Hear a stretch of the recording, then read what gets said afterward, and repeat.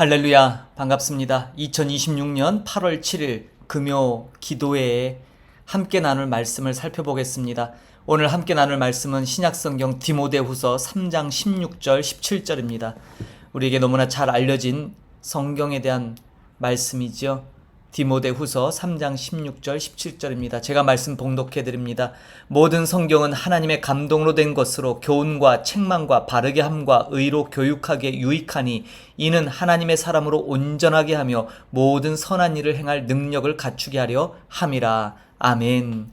저는 금요 이 말씀을 우리가 믿는 바 우리 신앙의 체계, 우리가 무엇을 믿고 있고 무엇을 고백하고 있고 어떤 신앙을 추구하고 있는가라는 것을 지금 함께 집요하게 보고 있죠. 그래서 복음주의라는 것과 개혁주의, 이 두 진영의 유사점, 차이점, 그리고 둘이 하나가 되려고 하는 통합의 한계점, 그리고 그 방향의 결과의 차이를 보았고, 또 거기서 태동된 이 자유주의, 또 이 복음주의에서도 확산됐던 로잔 언약 기억하시죠? 로잔 언약, 그리고 이제 지난주에 봤던 자유주의. 오늘은요, 자유주의 신학에 대항해서 나온 소위 말하는 근본주의라고 하는 근본주의 신학에 대해서 좀 잠깐 살펴보고자 합니다. 이 근본주의, 사실 오늘 우리가 믿는 신앙의 체계, 오늘날 우리가 접하고 있는 신앙의 체계에 아주 지대한 영향을 미친 것이 바로 근본주의거든요. 그래서 이 근본주의는 도대체 뭔가, 사실 이런 주의라고 하는 우리 신학의 사조들, 방향들, 어떤 운동들을 좀 보면서 오늘날 우리가 믿는 신앙을 더 곤고히 하고 더 하나님 앞에 바른 신앙으로 나아가고자 하는 그런 노력의 일환일 겁니다. 오늘 준비한 또 자료를 보면서 근본주의를 좀 살펴보도록 하겠습니다. 예, 근본주의 해봅니다. 방어적 신학에서 타협 없는 교조주의로의 진화다. 1890년대 이후로 최근까지 이렇게 현대에 이르기까지 나오는 이 근본주의라고 하는 대단히 강력한 이 사조, 신학 사조를 좀 보도록 하겠습니다. 말 그대로 19세기에 이제 우리가 지난주에 봤던 그 자유주의 신학이 아주 태동합니다. 엄청난 거센 물결이죠. 가장 대표적인 것이 바로 진화론의 등장입니다. 예. 우리 생명의 기원에 대한, 그래서 하나님의 말씀에 대한 어떤 도전으로 받아들이는 진화론. 그 다음에 고등 비평학 말씀드렸죠. 역사적 예수. 그래서 이제 성경에 정말 실존하는 예수님보다는 어떤 말씀으로, 어록으로 존재하는 그런 학문. 그래서 성경의 기적을 부정하고 현대적인 과학적인 사고 비평으로 이해할 수 있는 것만 받아들이는 이런 사조. 이 자유주의 신학의 득세로 인해서 기적이나 성경에 나타난 기적, 심지어 동정녀 탄생을 비과학적 신화로 치부하는 그러한 거대한 물결 속에서 보수적인 개신교인들은 굉장히 위기감을 느끼고요. 그래서 자연스럽게 방어선이 구축되기 시작하지요. 이것이 바로 근본주의라고 하는 것을 태동하게 됩니다. 타협할 수 없는 선을 긋죠. 특별히 1910년에서 15년 동안 미국의 이 보수적 신학자 및 목회자들이 결집해서 근본들이라고 하는 신학 총서를 발간합니다. 핵심은 이거예요. 이것만큼은 절대 양보할 수 없다는 거죠. 아무리 시대가 변화되고 과학이 발달돼도 우리의 신앙, 믿는 바 타협할 수 없는 그러한 정체성을 아주 확고히 합니다. 그래서 이 근본들이라고 하는 것에 이제 5가지 항목이 좀 집약할 수 있는 핵심이 있는데요. 바로 이거예요. 근본주의의 5대 근본 교리가. 첫 번째는 성경의 무엇성입니다. 성경은 우리가 갖고 있는 건 다 사본들이죠. 원본, 진본이 현재는 존재하지 않죠. 그러나 그 성경, 하나님의 감동으로 된 원본에는 오리가 없다라고 믿어요. 이게 대표적인 우리 신앙 체계 아닙니까? 저도 이렇게 신학으로 배웠고요. 두 번째는 동정녀 탄생입니다. 성령을 통한 인간의 어떤 남자와 여자의 결합에 의한 것이 아닌 순수하게 말 그대로 동정녀, 남자를 알지 못하는 순수 여자를 통해 성령을 통해 예수 그리스도가 태어나셨다라는, 그래서 원죄가 부정되지 않습니까? 이건 굉장히 우리 신앙에 아주 중요한 근간을 이루는 것인데 바로 이것을 아주 중요한 가치로 여기죠. 이 자유주의 신학에 대립해서 대항해서 나온 겁니다. 두 번째, 대속적 속죄예요. 인류의 죄를 대신 치른 예수 십자가의 이 죽음을 아주 중요한 교리 체계로 방어하지요. 이건 뭐 오늘날도 우리가 타협할 수 없는 내용들이죠. 육체적 부활, 단순히 영적인 은유가 아닌 실제 육신을 가진 부활이다라는 거예요. 마지막 다섯 번째는 기적의 역사성과 재림에 대한 것들을 우리 신앙의 분명한 고백 가치로 여기는 거죠. 성경 속에 나타난 기적들, 이런 것들을 실제 사건으로 인정하는 것. 그리고 육체를 입고 다시 이 땅에 재림하실 그 주님을 기다리는 재림 신앙. 어떻게 보면 이 근본적인 근본교리, 이 5대 근본교리는 전혀 뭐 오늘날 우리가 믿는 신앙에서 당연한 거 아닙니까 할 수 있지만, 이제 요 다음 것들을 보면 이것들이 대사회적으로 그리고 일반적인 개념에서 소통하는데 왜 근본주의가 무엇이 좀 어긋났는가, 이제 이것을 좀 보려고 해요. 자, 그런데 먼저 이 근본주의 신학은 자유주의 신학에 대해서 반동을 일어났다 말씀드렸죠. 성경관도 자유주의 신학은 인간이 기록한 종교적 문서, 그래서 아주 오류의 가능성을 열어놔요. 그러나 근본주의 신앙은 말씀드린 것처럼 성경 무엇을 원본에는 전혀 흠이 없고 오류가 있을 수 없다. 이성과 과학의 측면에서 자유주의는요, 현대 과학 및 이성에 맞춰서 신학을 전부 이성적 논리로 다 재편하고 조각조각 분석해서 취할 것과 버릴 것을 구분한다면, 근본주의 신학은 성경의 권위를 이성과 과학보다 훨씬 더 절대적 우위로, 변할 수 없는 가치로 두지요. 기적이나 부활에 관한 관점 완전히 다릅니다. 기적, 성경에 나오는 건 상징적이고 은유적 표현들이죠. 그러나 근본주의 신화에서 성경에 나오는 기적, 부활은 초자연적 실제 역사적 사건이다. 구원관에 있어서도 대사회적인 도덕적 삶과 사회 개혁을 굉장히 치중한다면, 근본주의 신화는 오직 예수 그리스도를 통한 속죄를 통해 영혼 구원에 초점을 맞추죠. 어떠십니까? 이렇게 봤을 때 근본주의 신학은 우리가 믿는 바의 신앙의 체계에 전혀 문제없는, 당연히 사수해야 될 가치죠. 좋은 태동입니다. 문제는요, 이 근본주의가 큰 실수를 하나 해요. 자, 그것이 바로 1925년에 스콥스 재판이라고 하는 아주 세기적인 재판이 있습니다. 이 스콥스 재판이 뭐냐면, 이 스콥스라는 이름이 바로 미국의 테네시주의 한 고등학교의 과학교사로 재직했던 사람의 이름이에요.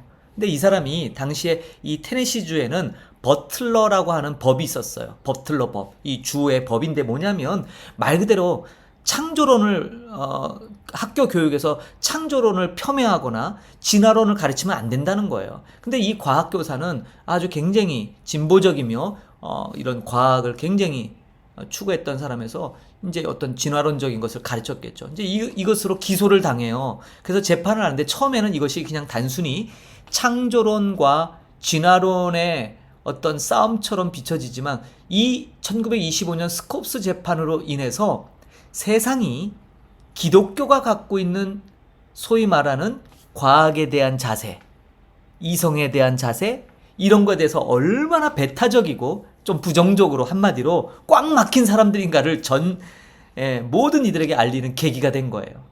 여러분, 우리가 앞에서 얘기했던 근본주의의 5대 교리, 이것이 과연 꽉 막힌 겁니까? 꽉 막히지 않았어요. 근데 문제는 이러한 우리가 신앙적으로 타협할 수 없는 이 가치들을 세상과 어떻게 소통하는가에 대해서 우리는 잘못된 선택을 한 거죠. 이 스콥스 재판이 바로 그거예요. 결국 이 스콥스라는 사람은요, 유죄 판결을 받아요. 유죄 판결을 받지만 상소도 하고 해서 아주 오랜 싸움인데, 이 재판에서 증인으로 서는 사람, 아주 대단한 그런 무신론자인 재판 그 변호사, 이런 사람들이 아주 탁월한 논증으로 결국 유죄 판결은 받았지만, 사실은 스콥스는요, 세상에 그들이 추앙하는 과학 이성주의를 오히려 더 많은 사람들이 각인시키는 역할을 해요. 기독교가 사실은 이 스콥스 재판을 통해서 굉장히 우리가 분명한 진리를 믿으면서도 거꾸로 세상 사람들에게 굉장히 배타적이고 꽉 막힌 사람, 그리고 비과학적이고 반지성적인 그러한 종교인들로 낙인 찍히는 계기가 됩니다. 결국 많은 걸 잃어버렸어요. 그래서 여기 보면 세속 학문 및 문화와의 전면적 담쌓기. 근본주의가 분명 자유주의와 대항해서 나오는 좋은 의도였음에도 불구하고 결과적으로는 뭐예요? 비지성, 반지성주의, 반과학적이고 마치 중세로 돌아가서 중세에 여러분 갈릴레이 기억하시죠? 재판받아서 어떻습니까? 지구가 태형을 돌고 있는데 예? 아니 세상의 중심은 지구 아니냐? 이 천동설. 근데 갈릴레오는 지동설을 주장했다가 종교재판에 회부돼서 결국 살기 위해서 뭐예요? 그걸 철회하죠. 그러나 그가 나오면서 했던 말이 뭐예요? 그래도 지구는 돈다. 결국 중세 교권주의와 중세 교회가 세상 위에 군림하면서 이 반지성적이고 반과학적인 것이 그래서 얼마나 많은 인본주의의 우리의 믿음의 체계가 공격을 받았습니까? 근데 비슷한 현상이 일어난 거죠.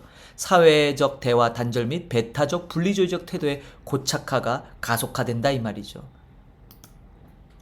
그래서 이 1940년대 보수 개신교는 이제 이 근본주의가 아주 더 고착화되면서 가는데 이 스콥스 이 재판을 통해 이제 이 근본주의 안에도 또 여러 사조 흐름이 바뀌어요. 첫 번째는 근본주의를 더 강화시키는 극단적인 반지성주의를 유지하며 사회적 고립을 고수하는 타협할 수 없다 하면서 이렇게 이러한 근본주의의 강화된 진영이 있었다면 이 스콥스 재판을 통해서 사회가 기독교를 어떻게 바라보는가 이것에 대해서 많은 성찰이 있었고 고민이 나오면서 여기에서 나온 그 유명한 물결이 바로 신복음주의입니다. 네오 에반젤리즘이라고 하는 이 신복음주의. 우리가 잘 아는 소위 말하는 빌리 그레이엄 목사님 아시죠? 아주 큰 부흥사며 대단한 이 획기적인 선교의 장을 열었던 분인데 이 신복음주의를 대표하는 사람이 바로 빌리 그레이엄 목사님입니다. 이 신복음주의는 정통교리는 수호하지만 대사회적 그리고 학문과 적극적으로 소통해서 대화하자는 거예요. 아, 우리가 너무 편협적이었다. 그래, 대화를 열고. 이게 바로 이 근본주의로부터 나온 것이죠. 정리하자면 이렇습니다. 오늘날 근본주의 그러면 분명히 근본주의라는 이것은 기독교 근본주의에서 시작됐어요. 특정 핵심 교리를 방어하고 자유주의로부터 우리의 믿는 바를 지키기 위해서. 그런데 이 명사의 진화 뭐예요? 이 교리적인 것에서 이제는 태도, 종교적인 태도로서 이 용어가 완전히 바뀝니다. 그래서 현대 근본주의는 뭐예요? 기독교 근본주의만 말하는 게 아니라 우리가 잘 아는 이슬람 근본주의, ISS 들어보셨죠? 예, 이슬람의 근본주의 타협 불가해요. 예, 한 손에는 코란, 한 손에는 칼. 그래서 뭐예요? 안 받아들이면 죽이는 거죠. 시장 근본주의. 이 근본주의란 말이 굉장히 어떤 배타적이면서 자신의 신념을 절대화하는 태도로 완전히 이 용어가 바뀌어버립니다. 그래서 여기 보니까 특정 교리의 방어라는 이 내용이 근본주의가 추구했던 이 내용이 시간이 흐르면서 타협을 거부해요.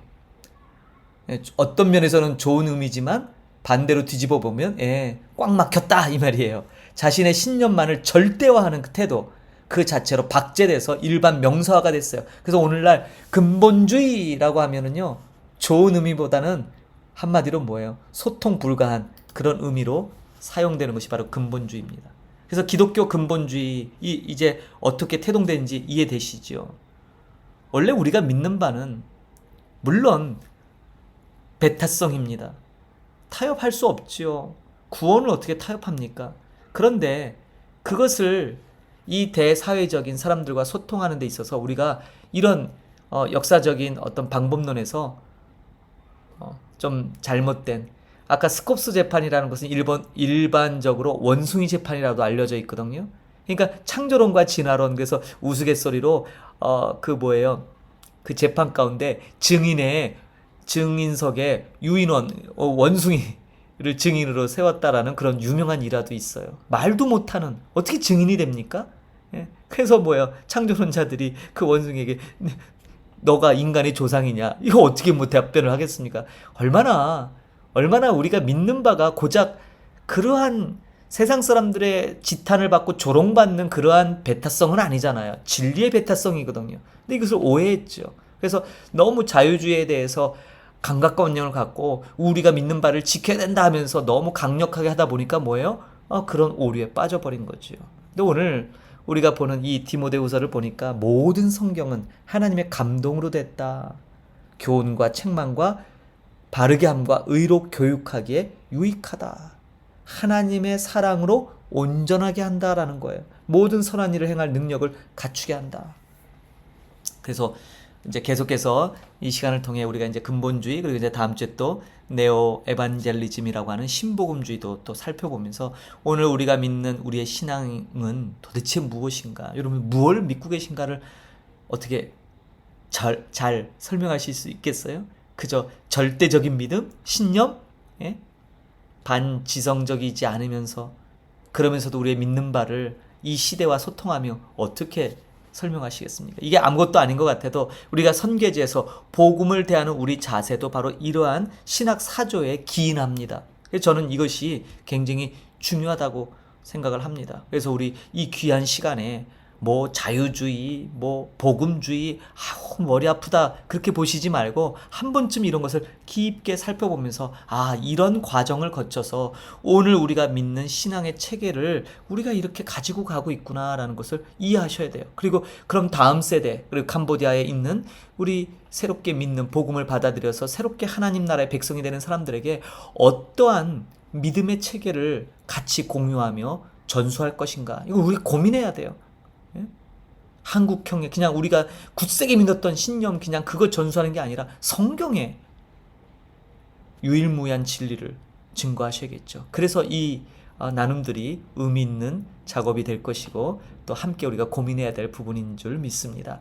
오늘 짧은 시간이었지만 이제 근본주의라는 것, 네, 여러분 우리 신앙에 근본주의가 잘못된 게 아니잖아요. 아까 근본주의 5대 교리, 성경의 무엇성, 동정녀 탄생, 기적 뭐 이런 것들 받아들이고 재림에 대해서 얼마나 다 우리가 당연히 믿는 바 아닙니까? 근데 그것이 세상에서는 그렇게 여기지 않는 이유들이 이런 역사적 과정을 통해 우리가 너무 편협적 사고와 이 대화를 원천봉쇄하는 아주 타협 불가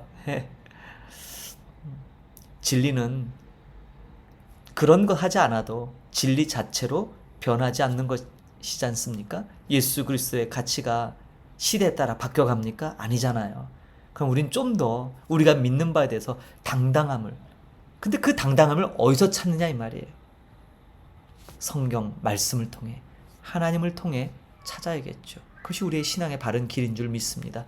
오늘 짧은 시간 이 근본주의를 통해서 다시 우리 믿는 바, 근데요 가장 중요한 건 우리의 믿는 바의 이 모든 것이 하나님의 은혜로 주어졌다는 사실을 이 시간 다시 한번 기억했으면 좋겠습니다. 사랑하는 우리 목양교회 모든 권속 여러분, 하나님께서 주신 이 믿음, 이 놀라운 은혜의 믿음을 잘 건수하고 유지하고 다음 세대에 전할 수 있도록 늘 우리 신앙을 점검하고 갈고 닦는 그러한 노력이 반드시 있어야 될 줄 믿습니다. 오늘 이 저녁에 하나님이 주신 이 놀라운 은혜의 복음 안에 다시 깊게 들어가서 주님의 보좌 앞에 나가 또 우리의 마음을 쏟아놓는 그런 기도의 시간이 되었으면 좋겠습니다. 기도합니다.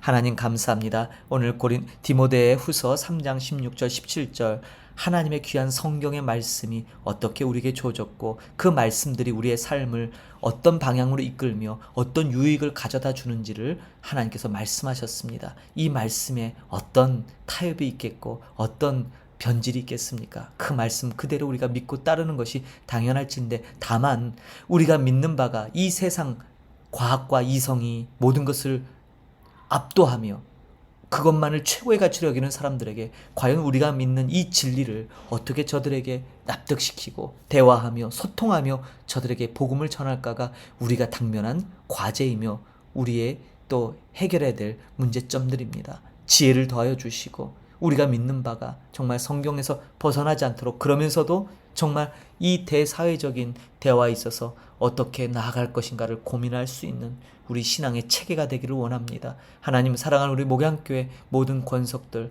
이 땅 캄보디아에서 선교사로 비즈니스맨으로 여러 자기의 자리에서 최선을 다하며 살아가지만 궁극적으로 우리를 이 땅에 보내신 것은 하나님 나라의 영광, 주님의 큰 놀라운 복음의 은혜를 전하라는 명령으로 우리를 부르신 줄 믿사오니 그 사명 잘 감당할 수 있도록 은혜를 더하여 주시고 우리의 믿는 바에 이 모든 체계가 더욱 바른 길, 균형 잡힌 그러한 신앙의 모습으로 나아갈 수 있도록 주님 이끌어 주옵소서. 오늘 이 밤에도 귀한 말씀 또 마음에 새기며 하나님 앞에 감사하는 마음으로 기도의 자리에 나갈 때 하나님 우리 성도들이 하나님 앞에 아뢰는 그 간절한 기도 제목들 하나님 들어 응답하여 주시고 그 마음의 소원을 이루어 주옵소서. 무엇보다도 우리의 그 마음의 뜻들이 하나님의 뜻을 이루어 드리는 그러한 선한 발로 선한 일들이 되기를 소망합니다. 주여 성령께서 역사하여 주옵소서. 감사드리며 예수님의 이름으로 기도합니다. 아멘.